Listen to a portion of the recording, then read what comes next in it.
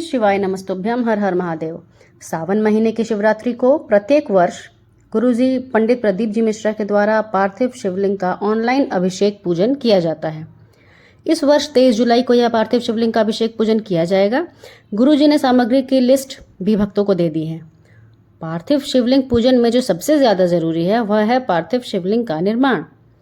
बहुत लोगों को इसकी जानकारी नहीं होती है कि पार्थिव शिवलिंग बनाना कैसे है, मिट्टी कहाँ से लेनी है, किस रंग की मिट्टी लेनी है, किस चीज का सींचन करना है। बहुत लोगों को इसकी जानकारी नहीं होती है। तो आइए गुरु जी से ही जानते हैं कि पार्थिव शिवलिंग का निर्माण करने की संपूर्ण विधि क्या है।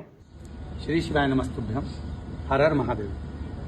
श्रावण के पवित्र माह में आप और हम शिव महापुराण के पाठ में आगे बढ़ते हैं और पृष्ठ संख्या 66 पर हम पहुंचते हैं। बड़े आनंद के साथ एक साधारण मनुष्य को, किसी नारी को, पुरुष को भगवान शंकर के शिवलिंग का निर्माण कैसे करना चाहिए उसका वर्णन शिव महापुराण करती है।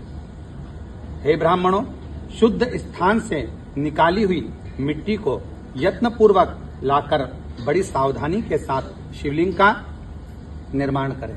आप जिस भाव से शिवलिंग के बनाने के लिए, पार्थिव शिवलिंग बनाने के लिए मिट्टी को लेकर आ रहे हो, शुद्ध भाव से शिव का नाम लेकर, ओम नमः शिवाय कहकर, श्री शिवाय नमस्तुभ्यम कहकर वहां से मिट्टी लेकर आए और बड़े भाव के साथ निर्माण करें।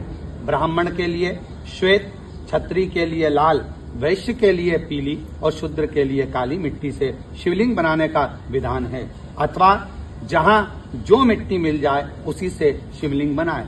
हमारे शिव महापुराण की कथा कहती है, यदि आपको आपके अनुकूल मिट्टी नहीं मिलती है तो जो मिट्टी आपके गमले में है, वृक्ष के नीचे है या अन्य स्थान पर है, उस शुद्ध मिट्टी को लाकर आप शिवलिंग का निर्माण कर सकते हैं। ये जरूरी नहीं कि आपको वही मिट्टी चाहिएगी या वही मिट्टी का आप लाकर शिवलिंग का निर्माण करेंगे। जो मिट्टी आपको मिल जाए, आपके क्षेत्र में जो मिट्टी आती हो, उस मिट्टी से पार्थिव शिवलिंग का निर्माण किया जाए।